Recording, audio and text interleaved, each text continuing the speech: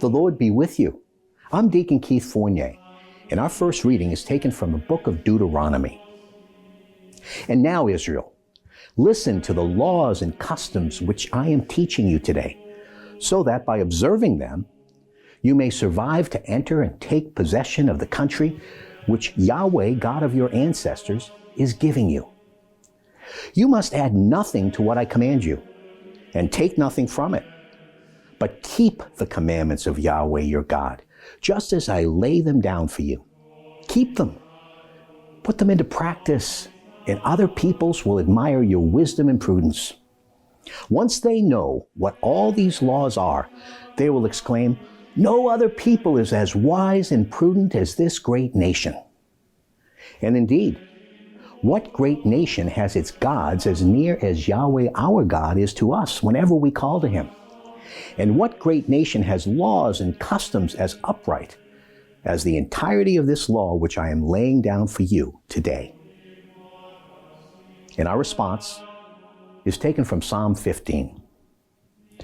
Whoever lives blamelessly, who acts uprightly, who speaks the truth from the heart, who keeps the tongue under control, who does not wrong a comrade, who casts no discredit on a neighbor, who looks with scorn on the vile, but honors those who fear Yahweh, who stands by an oath at any cost, who asks no interest on loans, who takes no bribe to harm the innocent. No one who so acts can ever be shaken. And our second reading is from the letter of James.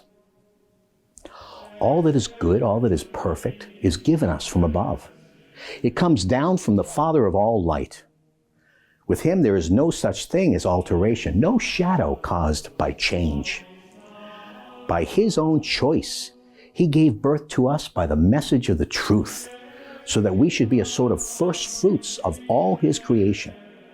So do away with all impurities and remnants of evil.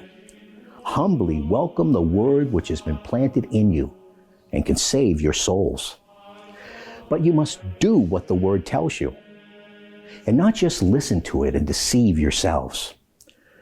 Pure, unspoiled religion in the eyes of God our Father is this: coming to the help of orphans and widows in their hardships, and keeping oneself uncontaminated by the world. And a reading from the Holy Gospel according to St. Mark. The Pharisees and some of the scribes who had come from Jerusalem gathered round Jesus, and they noticed that some of his disciples were eating with unclean hands, that is, without washing them.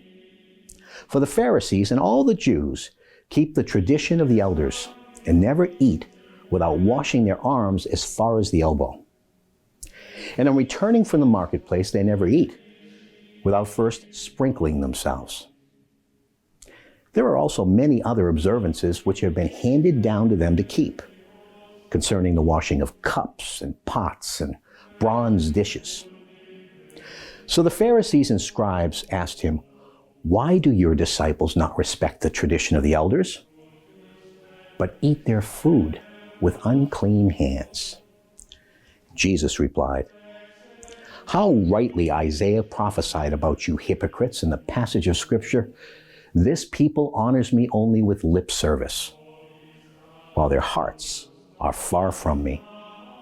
Their reverence of me is worthless. The lessons they teach are nothing but human commandments. You put aside the commandment of God to observe human traditions." He called the people to him again and said, "Listen to me, all of you, and understand. Nothing that goes into someone from outside can make that person unclean. It is the things that come out of someone that make that person unclean. For it is from within, from the heart, that evil intentions emerge: fornication, theft, murder, adultery, avarice, malice, deceit, indecency, envy, slander, pride, folly. All these evil things come from within and make a person unclean." The Gospel of the Lord.